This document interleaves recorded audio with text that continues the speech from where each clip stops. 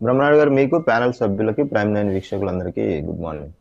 So మొత్తానికి AP మాజీ CM, ప్రస్తుత పులివెందుల శాసనసభ్యులు తాము ఓడిపోలేదు, ప్రజలు తమని ఓడించలేదు, కూటమి అదేవిధంగా ఈ టీడీపీ ఏదైతే ఉందో వీరు ఇచ్చినటువంటి అబద్ధపు హామీలు, విషపూరితమైన హామీలు వల్ల తాము ఓడిపోయామన్నారు. అంటే ఏంటి రెండింటికి డిఫరెన్స్ ఏంటి? అంటే వాళ్ళు ఆయన ఇంకా కూడా తమ ఓటమిని అంగీకరించలేకపోతా ఉన్నారా?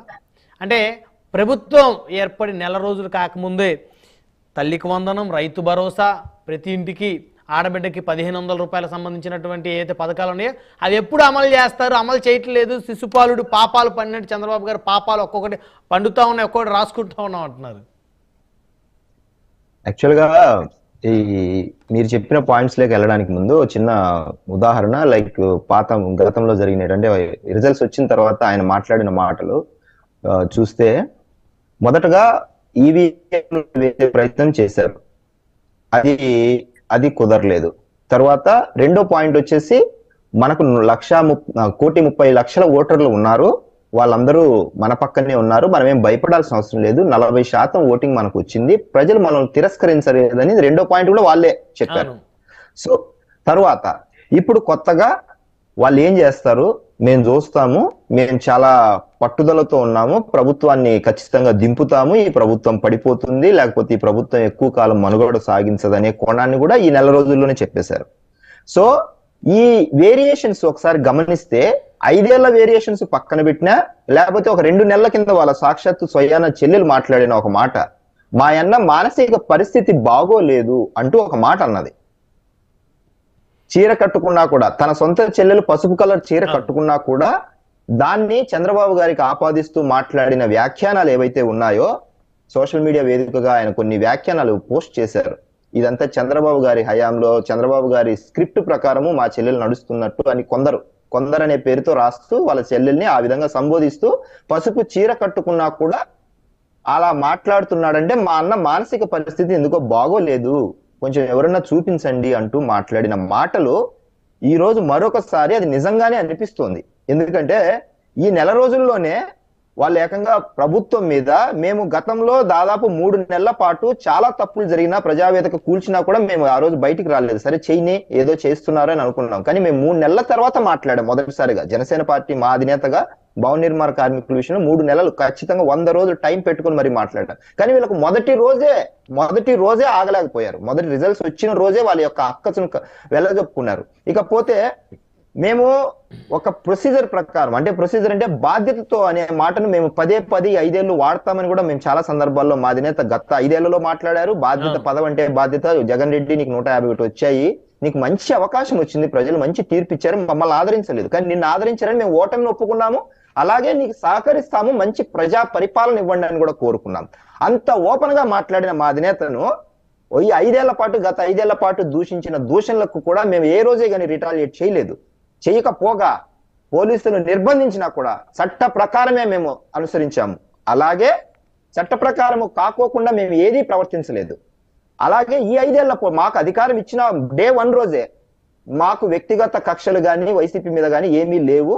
మాకు ప్రజలు ఇచ్చిన మ్యాండేట్ ని మేము ఖచ్చితంగా బాధ్యతతో ప్రతి అడుగు వేస్తాము అని ఈ నెల రోజుల్లో ఆయన పరిపాలన విషయంలో కావచ్చు, ఆయన తీసుకుంటున్న నిర్ణయాలు కావచ్చు, లేకపోతే కూటమి ప్రభుత్వంగా చంద్రబాబు గారు వేసుకుంటున్న ఒక్కొక్క అడుగు కావచ్చు. మీకు ఒక చిన్న ఉదాహరణ, ఈ రోజు మొన్న 1వ తారీఖు పెన్షన్ల పంపిణీ అయింది, కానీ ఆ రోజు శాలరీస్ కూడా ఇబ్బంది లేకోకుండా ఆ రోజే కొన్ని డిపార్ట్మెంట్లకి 1st తారీఖున జీతాలు అందుకున్నారు. ద వెరీ నెక్స్ట్ డే అందరికి, అన్ని డిపార్ట్మెంట్స్ కి శాలరీలు పడిపోయాయి. వాళ్ళు ఒక్కొక్కరిని నేను ఫీడ్బ్యాక్ తీసుకుంటే వాళ్ళ కళ్ళల్లో వాళ్ళ ఆనందం, టీచర్లు కావచ్చు, మిగతా వాళ్ళు 2వ తారీఖు 1వ తారీఖు జీతం చూస్తామని ఎప్పుడు అనుకోలేదు అని అన్నారు. సో 5 సంవత్సరాల తర్వాత మళ్ళీ 1వ తారీఖు 2వ తారీఖు జీతం చూసేసరికి నమ్మలేకపోతున్నారు. ఎగ్జాక్ట్లీ.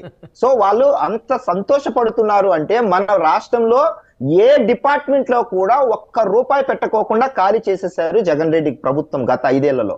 తన సొంత అనుయులకు లేదా తన జోబులో వేసుకోవడానికి గత 5 ఏళ్ల పాటు చేసిన దోపిడీలో ₹1 కూడా ఏ డిపార్ట్మెంట్ లో కూడా ఉంచలేదు.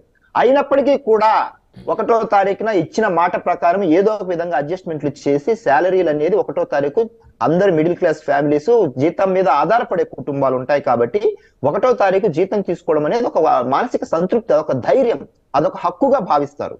కాబట్టి అలా తీసుకోవడం వల్ల వాళ్ళు 1వ తారీఖు ప్రభుత్వం మీద మాకు ఇచ్చిన దాదాపు 3 హామీలు వెంటనే ఒక విదిన్ వన్ మంత్ లోనే అవి వాళ్ళు కళ్ళ చూడడం చూశారు. సో మేము హామీలను నెరవేర్చే క్రమంలో ఉంటున్నాము, వాళ్ళు ఇంకా బురద వేసే క్రమంలో ఉంటున్నారు. అయినప్పటికీ కూడా మేము బురద చల్లడం లేదు, మేము మా పని చేసుకుంటూ వెళ్ళిపోతాం. ఫస్ట్ ఫెయిర్ గా చెప్తున్నాము, మేము మా పని చేసుకుంటూ వెళ్ళిపోతాం. మీరు గత 5 ఏళ్ల పాటు మా మీద బురద జల్లారు, మేము ప్రజలకు బాధ్యతగా ఉండమన్నారు, మీరు ఉండలేరు, మీకు 11 వచ్చాయి. కానీ మీరు మా మీద ఈసారి ఎంత బురద జల్లినా కూడా మేము ప్రజల మధ్యకే తీసుకెళ్లి పని రూపంలో చూపిస్తాము. మీ మీద ఎటువంటి దూషణలు కానీ లేకపోతే హీనంగా చిత్రీకరించడం కానీ, లేకపోతే మీ వేదికల మీద మీకు రకరకాల ప్లాట్ఫామ్స్ ఉన్నాయి, సోషల్ మీడియా కావచ్చు, మెయిన్ స్ట్రీమ్ మీడియా కావచ్చు, కూర్చోబెట్టి రకరకాల నీచమైన ఆరోపణలు చేసిన ఆ క్రమం అయితే చేయము. ఇకపోతే అబద్ధం చెప్పలేక ఓడిపోయారంటూ వైసీపీ ప్రతినిధి గారు మాట్లాడుతుంటే, అబద్ధం చెప్పలేక ఓడిపోయారా? 5 ఏళ్ల పాటు ఒక లిస్ట్ తీయమంటారా? అబద్ధాలు ఏమేమో డే 1 నుంచి మొదలు పెడితే 2019 ఎన్నికల ముందు ప్రత్యేక హోదా అని మెడలో గంట వేసుకుని తిరిగాడు. ప్రత్యేక హోదా అనే సబ్జెక్టే ఎత్తలేదు ఈ 5 ఏళ్ల పాటు పార్లమెంట్ లో కానీ లేకపోతే మన స్టేట్ కానీ. అలాగే మద్య నిషేధం లేకోకుండా ఓట్లు అడగనన్నారు, ఏమన్నా అయిందా? పోలవరం అయినారు, నాశనం చేసేసారు. దాదాపు 10,000 కోట్ల రూపాయల డబ్బులు పోలవరం ద్వారా ఈరోజు నష్టపోయాం గత 5 ఏళ్లలో. వాళ్ళు చేసిన పనులు 3 నుంచి 5% పనులు.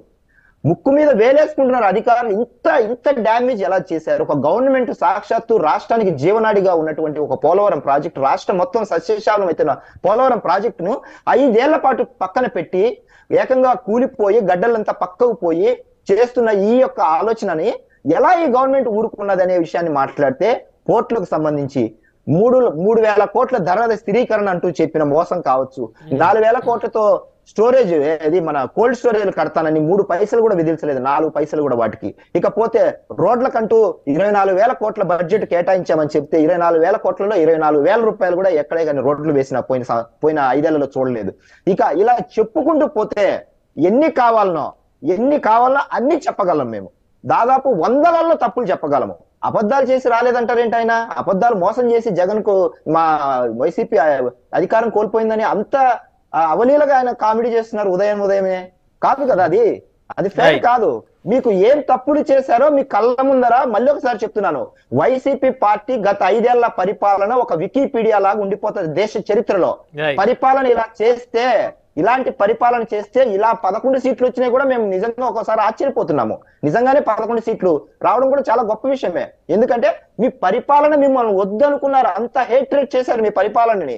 అయినప్పటికీ మీరు తప్పులు తెలుసుకోలేకపోతున్నారు. మీ పరిపాలనలో ప్రతి కుటుంబానికి అన్యాయం జరిగింది, మీరేమో ప్రతి కుటుంబానికి న్యాయం చేశారు అనుకుంటున్నారు. కానీ మీ బాధితులు ప్రతి కుటుంబంలో ఉన్నారు కాబట్టి మీకు అలాంటి తీర్పు వచ్చింది అనేది ఇప్పటికన్నా రియలైజ్ అయితే వచ్చేసరికి ఏమన్నా ప్రతిపక్ష హోదా రావచ్చు, 18 సీట్లు సంపాదించవచ్చు. దయచేసి ఆ పని మీద ఉండండి. అంటే అధికారం రాదా వివేక్ గారు? ఇప్పుడు చెన్నపరెడ్డి గారు 2029లో ఖచ్చితంగా మళ్ళీ జగన్మోహన్ రెడ్డి గారు ముఖ్యమంత్రి అవుతారు అంటున్నారు.